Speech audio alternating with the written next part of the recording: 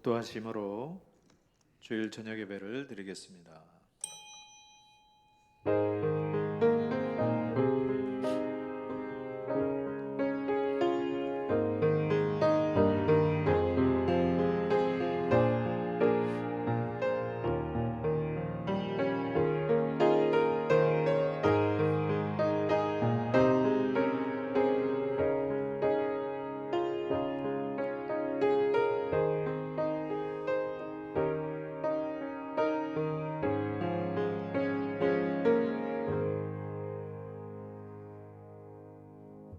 참되고 유일하신 살아계신 하나님 아버지 감사합니다.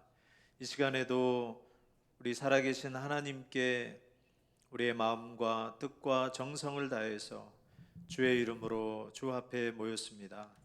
이 시간에 우리 하나님께만 신령과 진정으로 예배드리게 하옵시고 오직 하나님 홀로 영광 받으시옵소서. 한자리에 모여있는 모든 성도들에게 주의 은혜와 복을 나려 주시옵소서. 감사하며 예수님의 이름으로 기도드리옵나이다. 아멘. 찬송가 302장 부르시겠습니다.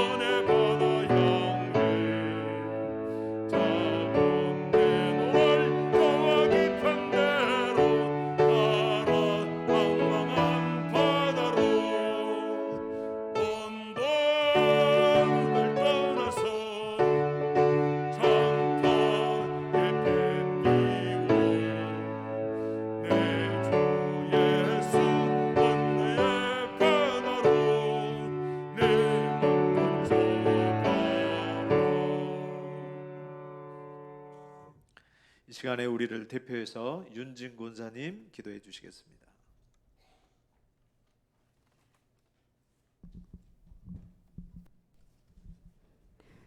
사랑의 주님 감사합니다. 우리 안에 늘 거하시며 우리를 인도하시는 하나님, 아침에 눈을 떴을 때 주님이 가장 먼저 생각나게 하시니 감사합니다. 우리의 모든 삶과 코로나로 인하여 힘든 모든 상황들 주님께 다 맡기며 우리는 진정 우리의 정체성과 사명을 깨닫고 말씀대로 살아가기를 원합니다. 말씀이 생명이며 말씀이 일하십니다. 이 안에서 임마누엘의 축복을 누리며 살아가게 하옵소서. 말씀을 전하실 목사님 늘 강건함으로 함께 하시며 이 시간 저희들에게는 은혜 받는 귀한 시간 되게 하옵소서. 예수님 이름으로 기도하였습니다.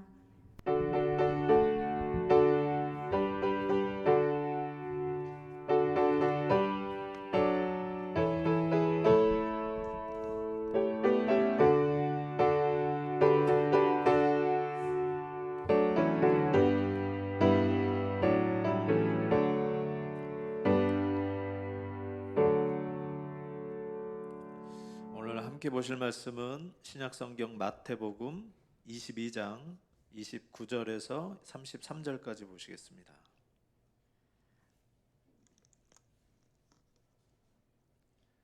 신약성경 마태복음 22장 29절에서 33절까지입니다. 제가 가진 성경 신약성경 37면에 있습니다.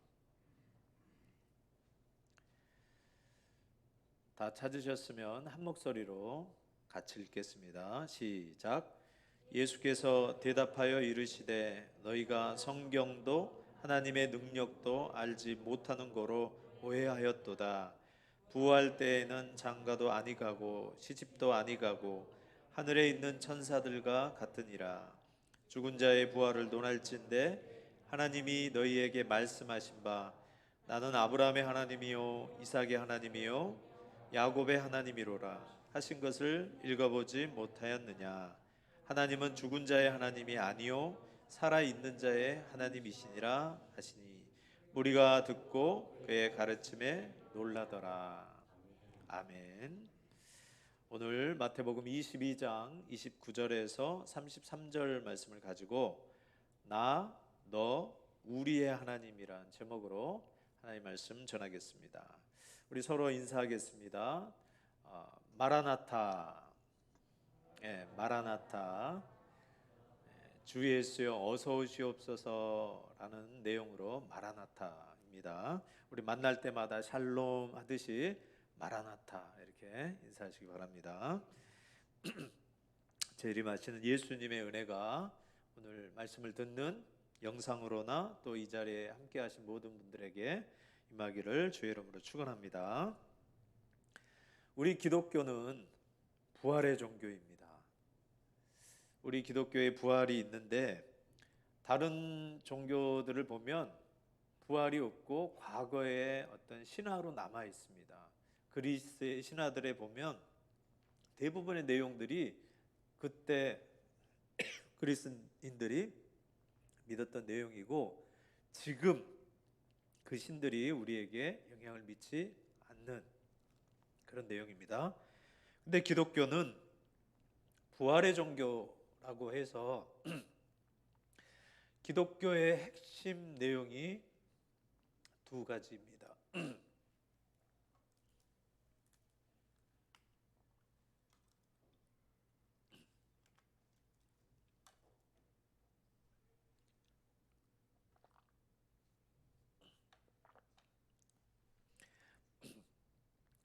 기독교의 핵심 내용이 두 가지인데 그게 그리스도의 십자가와 부활로 크게 나누어집니다.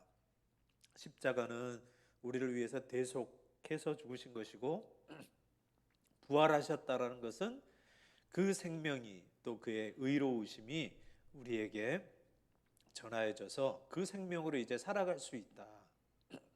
죽음은 죄에 대해서 죽게 하시고 또 살아나심은 생명에 대해서 살게 하시려고 예수 그리스도를 믿는 자들에게 그 두 가지 또 기독교의 가장 핵심적인 내용이 십자가와 부활, 주의 부활인 것입니다. 그 부활을 논할 때는 그 핵심이 왜 부활을 논하냐? 그 핵심이 뭐냐면 2000년 전에 일어났던 일인데 이 땅과 상관없이 저 팔레스타인 지역에 일어났던 일인데 부활이 우리에게 가져다 주는 것은 그 부활하신 그 주님이 나와 연관이 있다는 거예요. 2000년이 지나고 저 팔레스타인 땅하고 전혀 상관이 없는 이 동방의 대한민국이라는 이곳에 사는 우리가 그 하나님, 그 주가 나와도 상관이 있다라는 것을 성경은 말씀해 주고 있는 거예요. 그래서 우리가 부활의 주를 믿을 때, 또 부활 주일로 인해서 생긴 이 주일, 주의 날 우리가 하나님 앞에서 경배하고 찬양하는 것은 그 부활하신 하나님, 살아계신 하나님을 경배하고 찬양하고 예배하는 것입니다. 우리가 믿는 그 하나님은 현재 나와 떨어져 있는 과거의 어떤 하나님이 아니시고, 역사 가운데 화석처럼 굳어져 버려 있는 이야기에서 나오는 그 하나님이 아니시고 살아계신 하나님이시라는 거예요. 살아계신 그 하나님이 나의 기도를 들어주시고, 내가 찬양할 때 나의 찬양을 받아주시고, 그 살아계신 하나님이 나와 함께 하셔서 내 인생을 주관하시고 인도하신다라는 것을 믿는 것입니다. 그리고 그 하나님이 나의 하나님이시라면 나와 함께 살아가고 있는 너의 하나님도 되시고, 또 우리라는 공동체의 하나님도 되신다라는 것이 오늘 본문이 이야기해 주고 있는 것입니다. 그러므로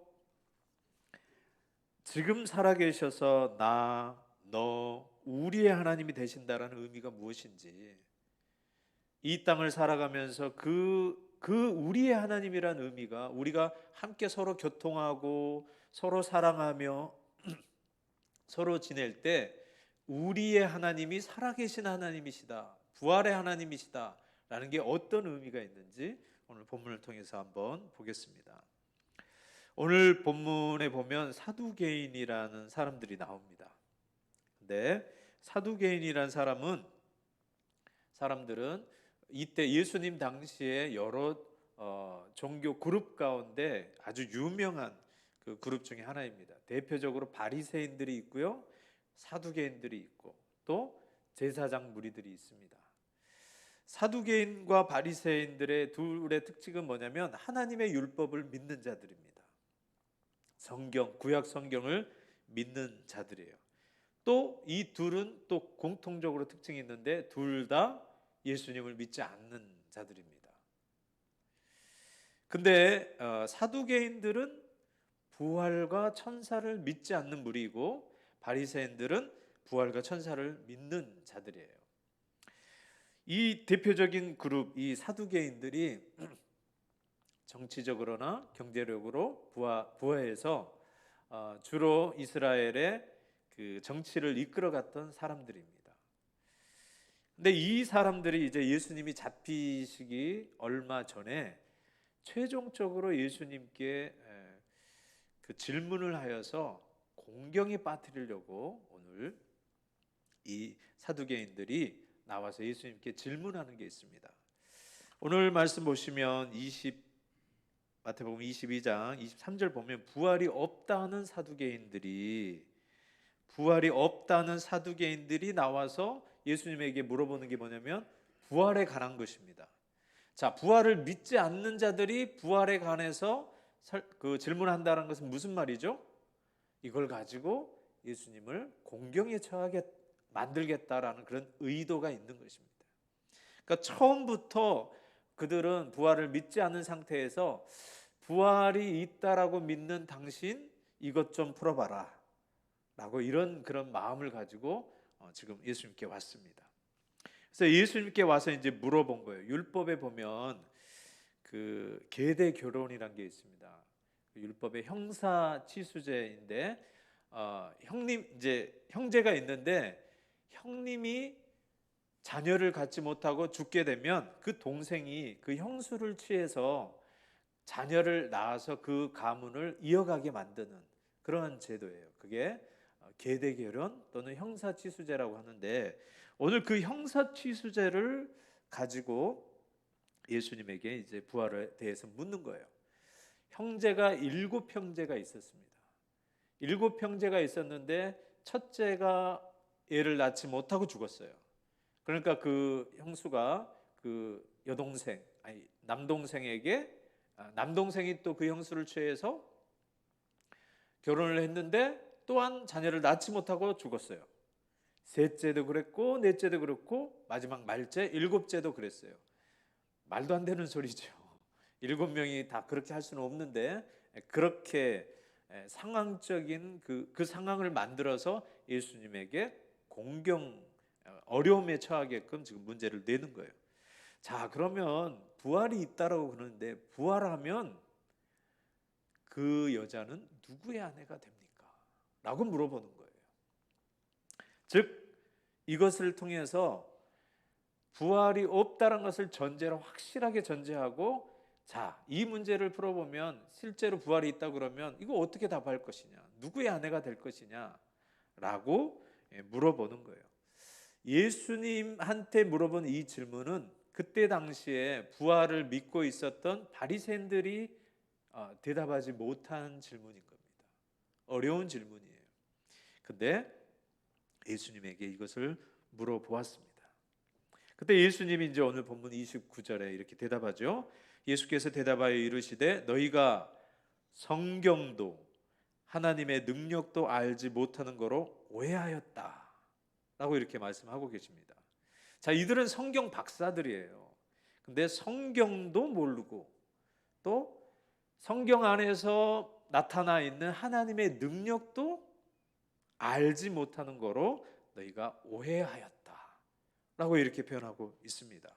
그러면서 30절에 부활 때는 장가도 아니가고 시집도 아니가고 하늘에 있는 천사들과 같으니라. 자, 7형제가 있었는데 부활이 있다면 부활 후에는 누구의 아내가 됩니까? 라고 했는데 너희들이 성경을 오해했다.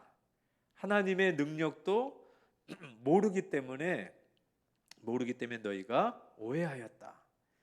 근데 부활하게 되면 그때는 장가도 안 가고 시집도 안 가고 하늘에 있는 천사같이 된다. 자, 여러분, 부활해서 결혼 안 하고 시집 장가 안 간다고 그러는데 여러분 어떻습니까? 그 말 들었을 때 좋습니까? 아니면 와, 다행이다 이렇게 생각하십니까? 어떻게 생각하세요? 웃으면서 저를 보시는 분은 다행이다라고 생각하시는 것 같아요. 자, 결혼에 대해서 표현하는데 이 형사치수제는 예수님이 오시고 나서는 다시는 이 형사치수제가 이스라엘 백성들에게 주어지지 않습니다. 이 제도의 의의는 뭐냐? 예수님이 오실 때까지 그 백성들에게, 특별히 하나님의 백성들에게 맡겨주신 거예요. 제도예요. 그러면 예수님 올 때까지 이게 왜 필요했을까요? 자, 하나님께서 아브라함의 씨를 통하여서 천하 만민이 복을 받는다. 즉 씨를 주신다고 했어요. 아브라함의 후손으로 오게 됩니다. 그리고 그 약속을 이어서 다윗의 후손에게 하나님의 나라의 왕권을 주시고 그 다윗의 후손인 메시아를 통해서, 그리스도를 통하여서 하나님의 나라가 이루어지게끔 하나님께서 약속하시고 언약하셨어요. 자, 그러면 예수 그리스도가 올 때까지는 어떻게 해서든지 그 씨를 이어가야 되는 거예요. 그래서 특별하게 그 제도를 주신 것입니다. 메시아가 올 때까지, 오면은 그럴 필요가 없는 거예요. 올 때까지 그 백성들에게 그 씨를 유지하기 위해서 하나님께서 주신 거예요. 그래서 이 특이한 이 제도인데, 이 특이한 제도가 창세기 36장에 보면 야곱의 12아들 중에 이 유다의 특별한 행위를 고발하는데요. 거기에 내용이 뭐냐면 유다에게 세 아들이 있었는데 첫째 아들이 그 가나안 여자 다말이라는 여자와 결혼을 하는데 똑같이 아들을 낳지 못하고 죽어버려요. 그러니까 동생에게 그 형수를 줍니다. 근데 그 동생이 자기의 씨가 안 되니까 설정을 땅에다 해버려요. 그것을 하나님이 괘씸하게 보고 둘째도 죽여버립니다. 하나님께서 죽이십니다. 왜냐하면 그 의도가 불순하기 때문에, 하나님의 말씀을 지키려고 하지 않는 그런 의도가 있기 때문에 하나님께서 그도 죽이십니다. 근데 세 번째를 이 유다가 주려고 하니까 또 죽을까 봐 완전히 이제 그 막내 아들까지 없으면은 그 대가 이어지지 않는 거잖아요. 끊어져 버리잖아요. 그래서 그 다말을 자기 친정집으로 보내버립니다. 그리고 이제 유다가 어떻게 해서 이제 자기 아내도 죽고 해서 적적해서 어떤 지역을 가는데 그 친정 이 며느리의 친정을 가는데 며느리가 기생의 옷을 입고 아버지가 온 것을 보고 기생의 옷을 입고 그 아버지와 함께 잠을 자게 돼서 자녀를 낳게 됩니다. 나중에 알게 되어서 자기 며느리가 행음하여서 자녀를 낳았다라는 그 말에 죽이려고 하는데 처음에 다말이 그 며느리가 그 아버지에게 약조품으로 도장끈 그 지금의 신분증과 같은 것을 맡겨요. 그래서 나중에 그것을 가지고 이 사람으로 인해서 자녀를 낳게 됐습니다 라고 이렇게 표현하니까 그제서야 유다가 내가 잘못했다. 내 며느리는 나보다 훨씬 더 현명하다, 똑똑하다. 자, 현명하다, 똑똑하다라는 것은 지혜롭다라는 것은 어느 편이냐면 하나님의 말씀을 지키는 편에서 그가 나보다 훨씬 현명하다라고 이렇게 표현한 것입니다. 자, 근데 이 사건이 지금 우리가 사는 사람들이 이런 상황을 똑같이 겪는다면 이거는 큰 문제가 있는 것입니다.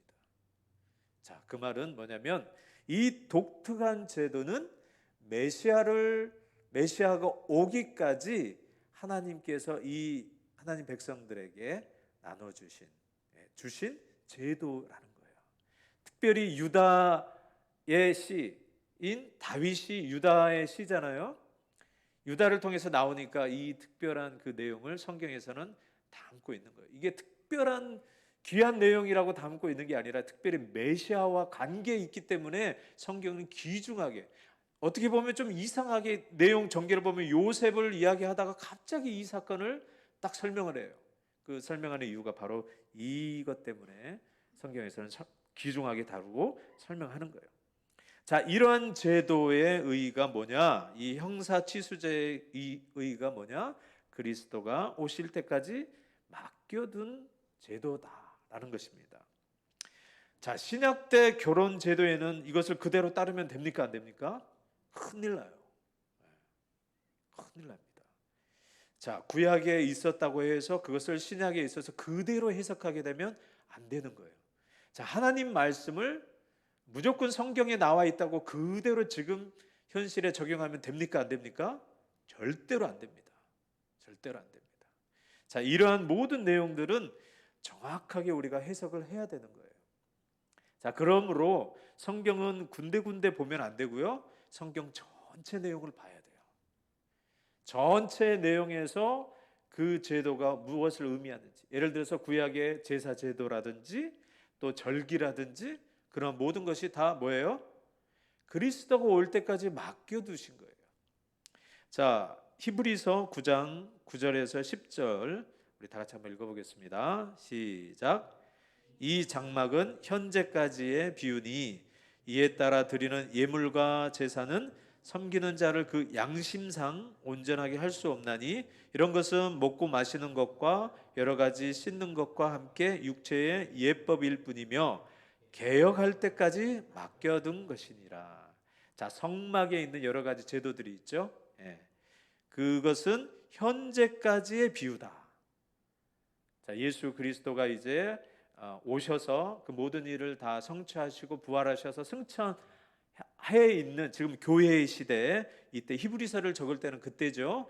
현재까지의 비유이니 이 성막에서 드리는 예물과 제사는 섬기는 자를 그 양심상 온전하게 할 수 없다. 제사를 드리면서 내가 진짜 죄 사함을 받았나? 라고 했을 때 양심이 불안한 거예요. 왜냐하면 불안하기 때문에 다음 해에도 또 죄를 지을 때마다 재물을 잡을 수밖에 없는 거예요.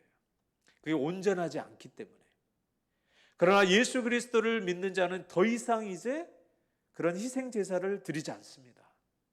또 절기를 드리지 않아요. 그 이유는 예수 그리스도의 그 죽으심과 부활하심이 그 모든 것을 다 해결했기 때문에, 그가 단번에 드린 그 십자가의 제사가 우리로 하여금 온전하게 하나님 앞에 나아갈 수 있게 하고, 그 제사로 하여금 하나님 앞에 영원히 설 수 있게 하신다는 것을 우리가 어떻게 해요? 지금 믿고 있는 거예요. 자, 그 전에 드렸던 먹고 마시는 거, 여러 가지 씻는 거, 이 정결법, 이런 거 다 뭐예요?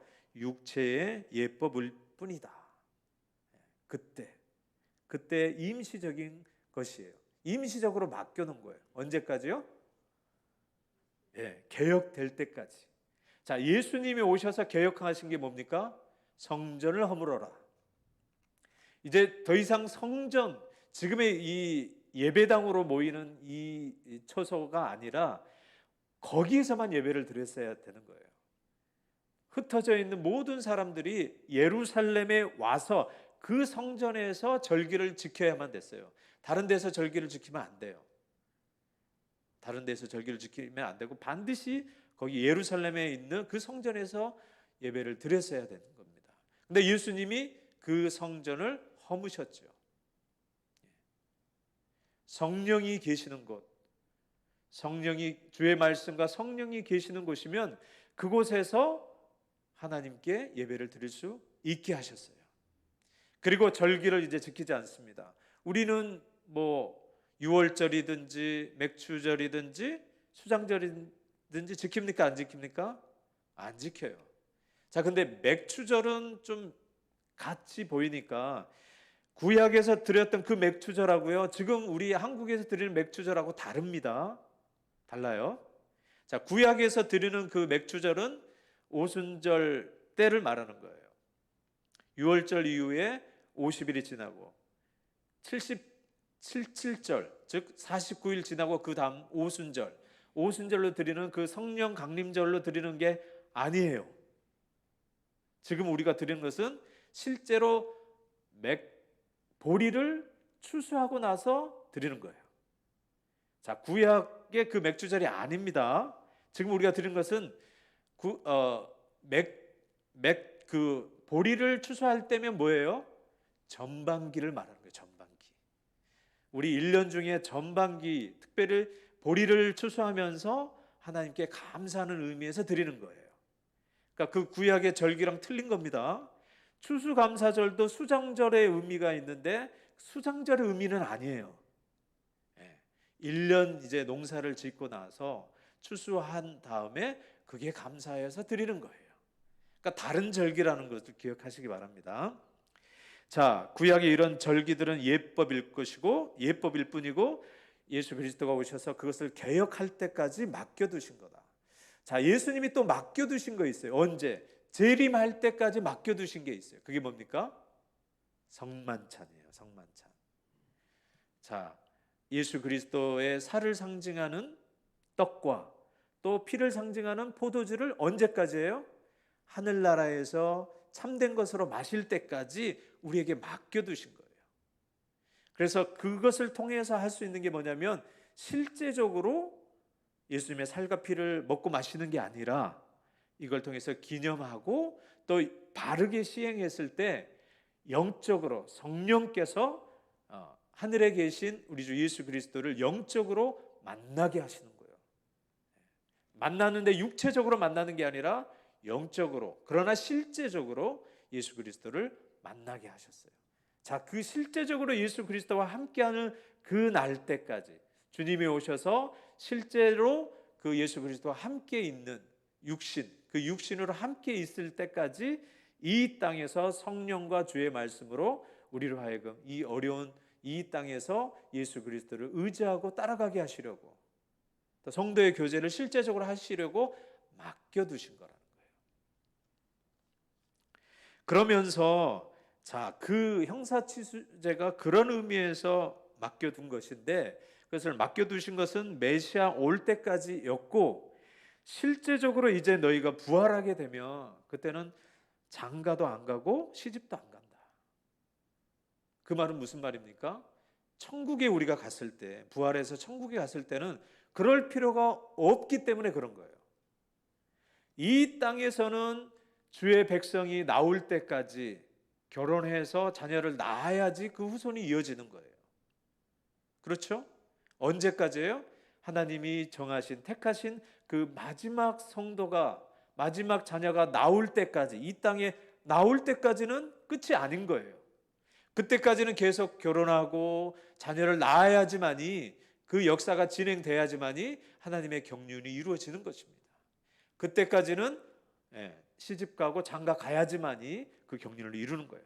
근데 이제 예수님이 재림하시고 심판하실 때, 그때는 그럴 필요가 없는 거예요. 더 이상 천국에서는 결혼해가지고 씨를 이을 필요가 없는 거예요. 모든 백성이 다 나와 있기 때문에. 이해가 가십니까? 자, 성경은 그래서 부활하게 되면 더 이상 장가가고 시집갈 필요 없기 때문에 이 아내가, 이 여자가 누구의 아내가 되겠습니까? 라고 묻는 것이 너희가 오해했다는 거예요. 성경을 제대로 알지 못한다는 거예요. 하나님의 능력, 하나님의 그 부활의 능력을 알지 못하기 때문에 그렇다는 거예요. 그래서 오늘 본문 31절에서 33절, 이제 그 부활에 대해서 이제 책망하시고, 모르는 것에 대해서 책망하시고, 그러면 왜 어떻게 부활의 하나님인지를 지금 설명해 주고 있는 거예요. 예수님이 죽은 자의 부활을 논할진대 하나님이 너희에게 말씀하신 바 나는 아브라함의 하나님이요 이삭의 하나님이요 야곱의 하나님이로라 하신 것을 읽어보지 못하였느냐. 자, 성경을 너희들이 잘 모른다라고 하면서 이 성경 구절을 지금 보여주고 있는 거예요. 그러면서 하나님은 죽은 자의 하나님이 아니요 살아있는 자의 하나님이시니라. 할렐루야. 믿습니까? 살아있는 자의 하나님이시다. 그 부활의, 죽은 자의 부활을 논할 때 이 부활을 논함으로써 유익이 뭡니까? 하나님은 살아있는 자의 하나님을 나타내기 위해서 이것을 나타낸다라는 거예요. 자, 그럼 여러분, 아브라함의 하나님이요 이삭의 하나님이요 야곱의 하나님이다 라고 성경에 이렇게 나와 있는데 그걸 읽어보지 못했느냐. 자, 이게 부활에 대해서 정확하게 설명해 주고 있습니까? 아브라함의 하나님이다, 이삭의 하나님이다, 야곱의 하나님이란 말이 부활을 설명해 주는데 필요한 말인가요? 잘 이해가 되십니까? 아브라함의 하나님이라 부르고 이삭의 하나님이라 부르고 야곱의 하나님이라고 부르는 게 부활을 어떻게 설명해 주는 건가? 자, 무슨 말이냐면, 자, 너희가 부활이 없으면, 자, 죽으면 어떻게 되지요? 끝나는 거예요. 사라지고 없어지잖아요. 그러면 그 이름을 부를 필요가 있나요, 없나요? 없지요. 아브라함이 죽고 없는데 그 죽고 없는 자를 불러봤자 무슨 소용이 있겠습니까? 그 말이에요. 성경에서 하나님에 대해서 나는 아브라함의 하나님이다, 이삭의 하나님이다, 야곱의 하나님이다라는 것은 뭐예요? 아브라함이 지금 하나님 앞에 살아있다라는 거예요. 이삭의 하나님이라고 불리는 것은 이삭이 지금 살아있기 때문에 그 살아있는 자의 이름으로 불리어진다는 겁니다. 할렐루야. 그러므로 아브라함의 하나님, 이삭의 하나님, 야곱의 하나님이라고 너희가 지금 부르는 것은 살아있는 자의 하나님이시라는 거예요. 즉 아브라함도 살아있고 이삭도 살아있고 야곱도 살아있다는 말이에요. 이해가 가시죠? 그러므로 하나님은 죽은 자의 하나님이 아니라 나의 이름을, 하나님의 이름을 나는 아브라함의 하나님이다, 이삭의 하나님이다, 야곱의 하나님이다. 또 여기에 여러분의 이름을 넣어보세요. 여러분이 나의 하나님이시다라고 말할 때는 뭐예요? 내가 지금 어떤 상태에 있는 거예요? 살아있는 상태에 있다는 거예요. 자, 성경에 다윗이 이런 기도를 합니다. 내가 죽어서 음부에 가면 어떻게 하나님을 찬양할 수 있겠습니까? 죽으면은 고통을 받을 수도 없고 걱정도 없고 아무것도 없지만 하나님을 어떻게 섬길 수 있겠습니까? 하나님을 위해서 헌신하고 봉사하고 희생하고 애쓰는 것들을 죽어서는 의미가 없다라는 거예요. 그러나 살아있을 때, 주님, 살아있어야지 소용이 있지 않습니까? 저를 죽은 자 같이 하지 마시고 살게 하여 주시옵소서.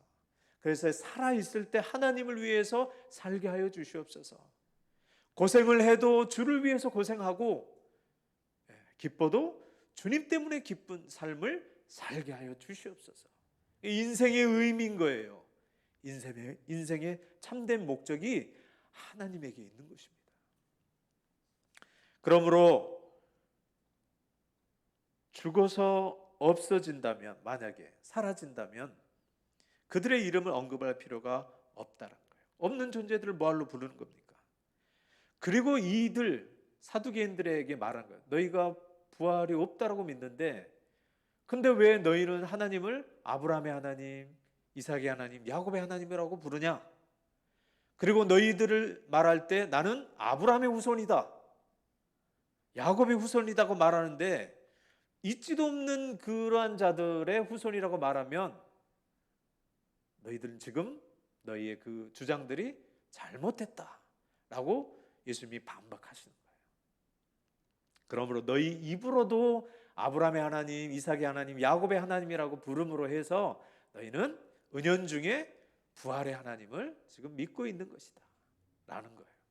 그렇게 딱 해석이 되니까 33절에 무리가 듣고 그의 가르침에 놀라더라.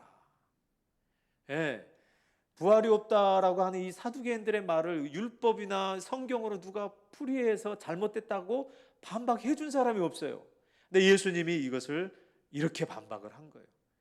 너희가 율법도 알고, 그래, 율법을 예를 들어서 칠형제, 그 형사치수제를 이야기했는데 너희가 오해했다, 모르기 때문에 그런 것이다. 하나님의 능력은 그렇지 않다라고 이렇게 분명히 표현하고 있습니다. 그리고 변화산에 그 모세와 엘리야가 죽고 없다면, 이 세상에 없다면 변화산에 예수님 옆에 나타날 수가 없는 거죠. 여전히 그들은 살아있는 거예요. 자, 여러분, 우리가 천국에 가면 누구누구를 만날 수 있죠? 이런 믿음의 선진들을 다 만날 수가 있는 거예요. 그리고 우리 성도들 중에 먼저 하나님 품에 가게 되면 어떻게 됩니까? 슬퍼하지 않아요.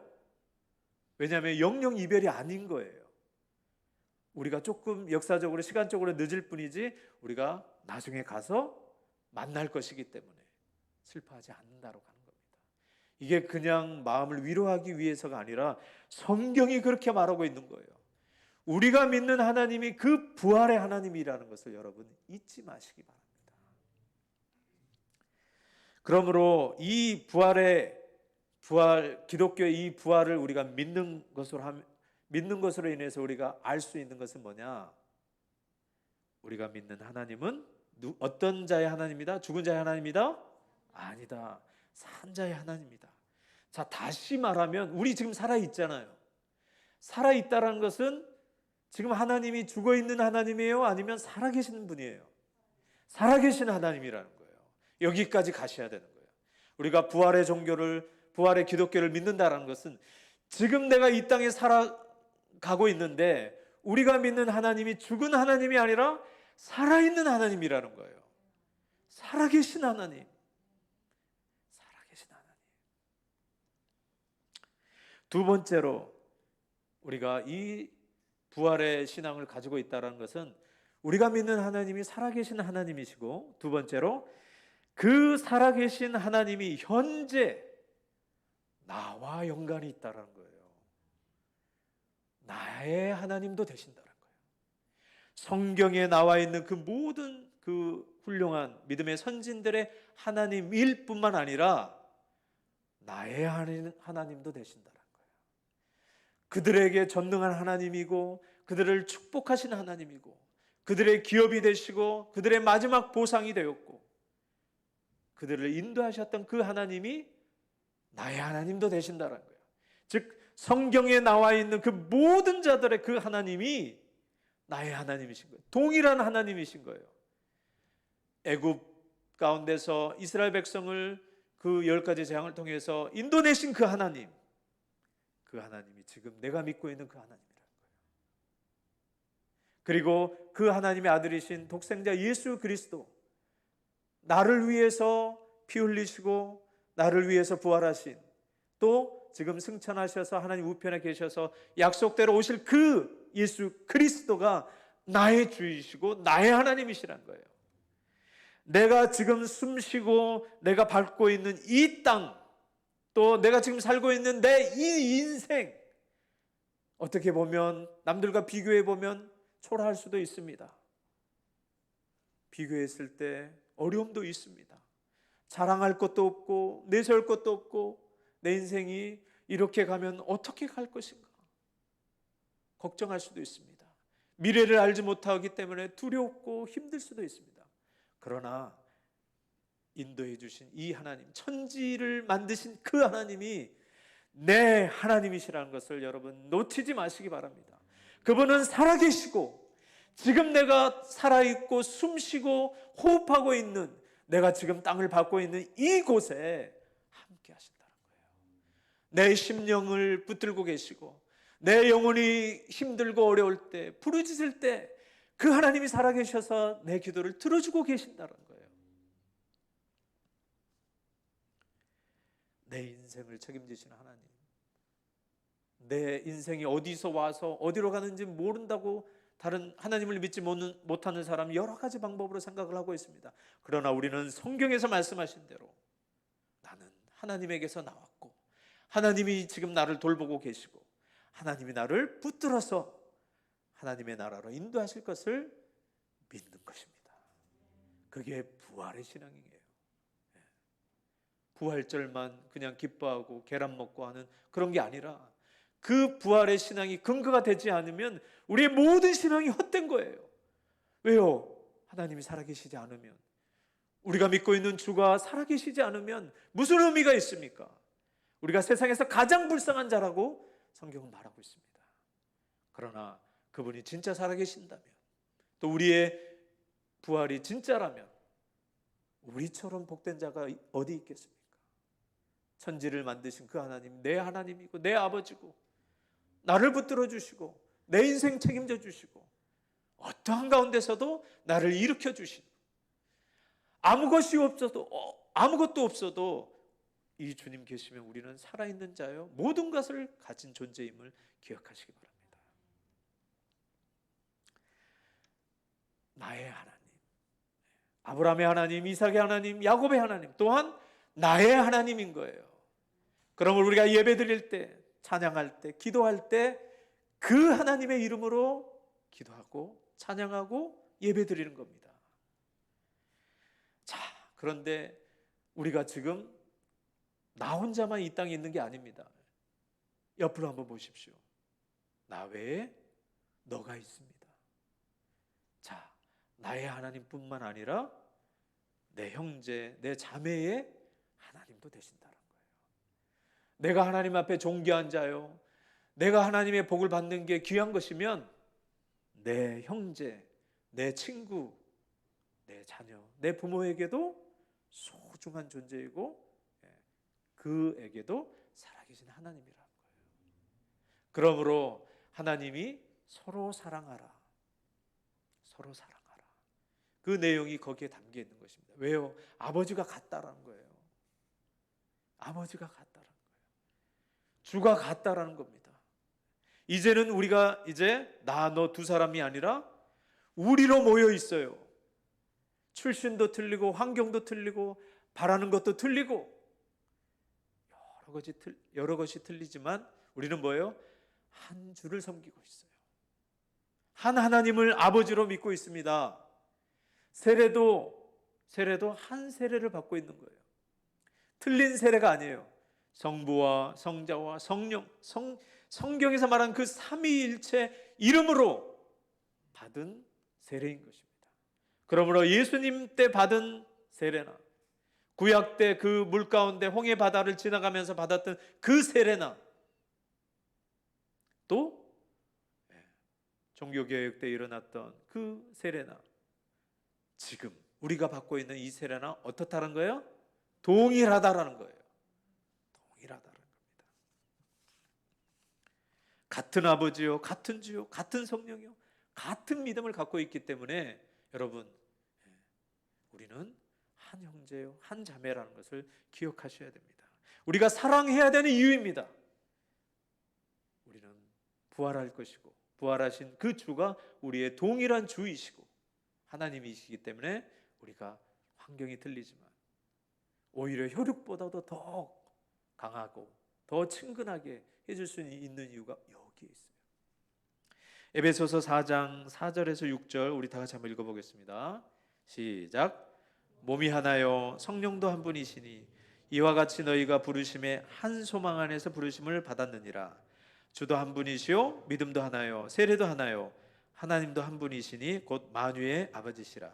만유에 계시고 만유를 통일하시고 만유 가운데 계시도다. 할렐루야. 네.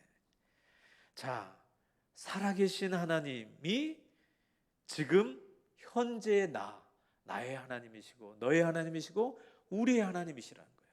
자, 이게 더 나아가게 되면 이제 어디로 갑니까?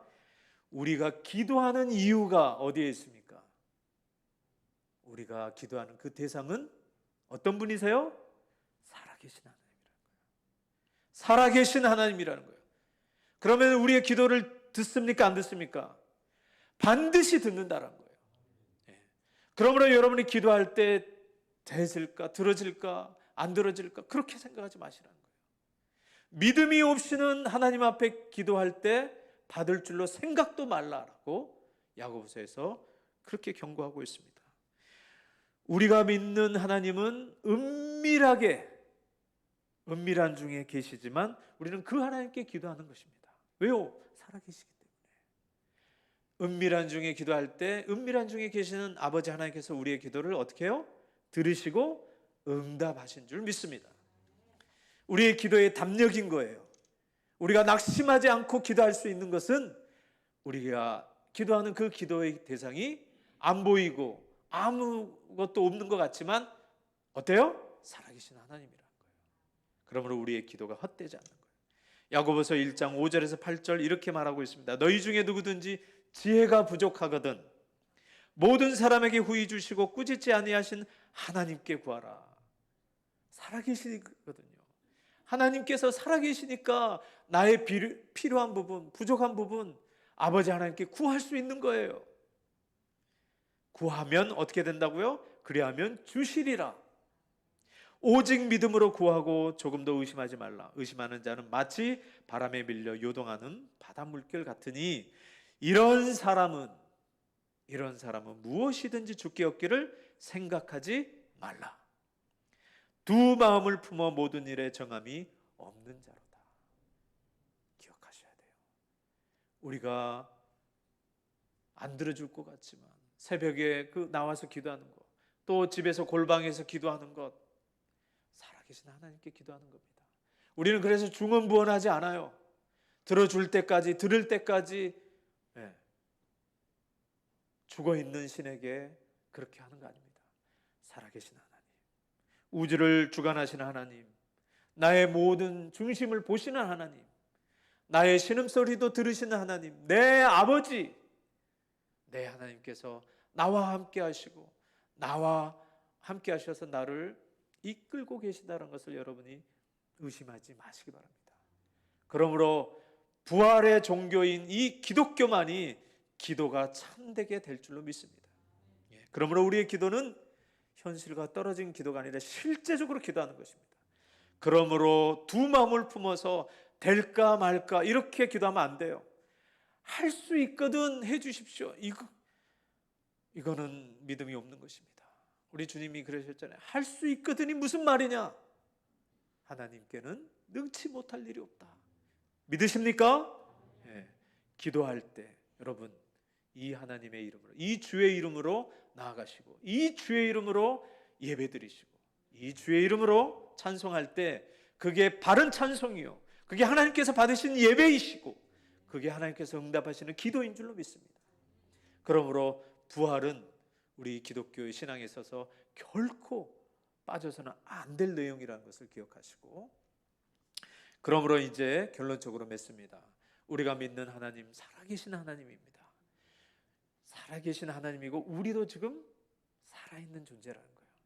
그리고 아브라함, 이삭, 야곱처럼 우리가 영원히 하나님 앞에 살아있는 존재로 있는다는 것을 기억하시고 그 하나님께 포기하지 마시고 어려움이 있을 때 낙심하지 말고 필요한 게 있으면 그 하나님께 달려가시고 나의 하나님뿐만 아니라 너의 하나님도 되시고 우리의 하나님, 공동체의 하나님이라는 걸 기억하셔서 서로 사랑할 수 있는 여러분들 되시기 바랍니다. 그러므로 현실을 보시고 주저앉지 마시고 포기하지 마시고 내 상황을 보고 내 처지를 보고 낙심하지 마시고 살아계신 하나님을 의지하고 담대하게 은혜의 보좌에 나아가시는 여러분들 되시기를 주의 이름으로 축원합니다. 기도하겠습니다. 살아계신 하나님 아버지, 우리 하나님이 죽은 하나님이 아니요 살아계신 하나님이요 또 우리가 주님 앞에 늘 산자로 있음을 기억합니다. 그러므로 우리가 드리는 예배가 참된 예배요 또 우리가 드리는 기도가 참된 기도요 참된 찬송인 줄 믿습니다. 그리고 그 하나님이 나의 하나님이시고 또한 우리의 하나님인 줄 믿습니다.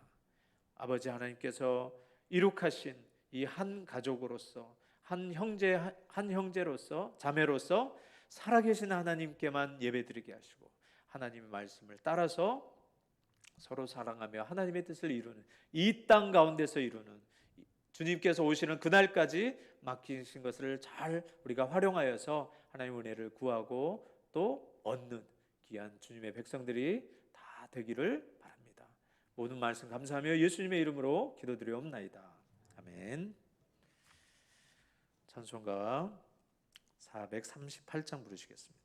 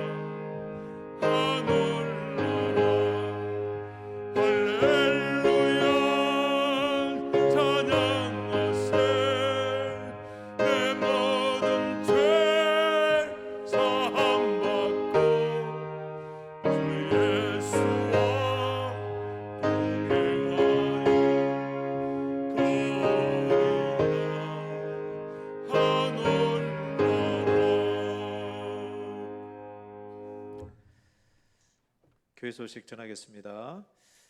교사대학이 오늘부터 시작을 해서 12월 5일 매주 오후 4시에서 5시 30분 1시간 반 동안 이 본당에서 소요리 문답을 가지고 교사대학이 열리고 있습니다.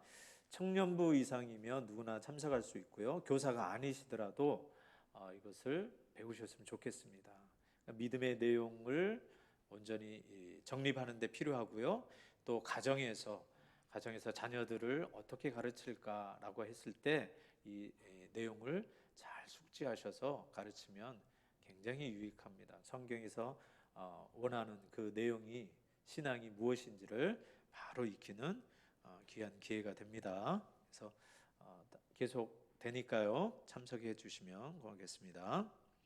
황해노예가 14일 인천중앙교회에서 제201회 정기노예로 있습니다. 이때 우리 조태면 강도사님이 목사 안수식이 있습니다. 노예 중에 2시에 있는데 교회에서는 1시 20분에 출발합니다. 많은 분이 가셔서 축하해 주시기 바랍니다. 이번 주 토요일에 박미아 집사님 아들 안태영 군의 결혼식이 있습니다. 오후 4시에 있고요. 부평 역사 쇼핑몰 5층에 벨라루체 웨딩홀에서 플로체 홀에서 있습니다. 교회에서 3시 30분에 출발하니까 오실 분들은 3시 30분까지 오시면 되겠습니다. 황구목 권사님이 2 무릎을 수술하시고 국제바로병원에 입원 중에 계시다가 다른 곳으로 이동하셨다고 합니다. 그래서 계속해서 위에서 기도해 주시기 바랍니다. 이번 주 청소는 7일 여전도회가 하시겠습니다. 찬송가 1장 부르신 후에 축도로 마치겠습니다.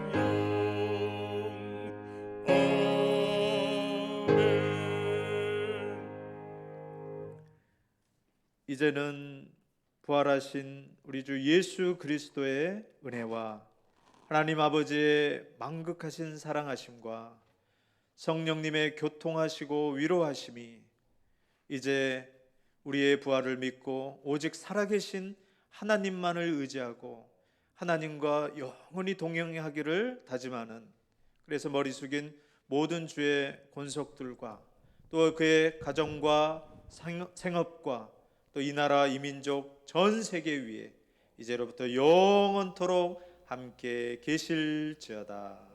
아멘.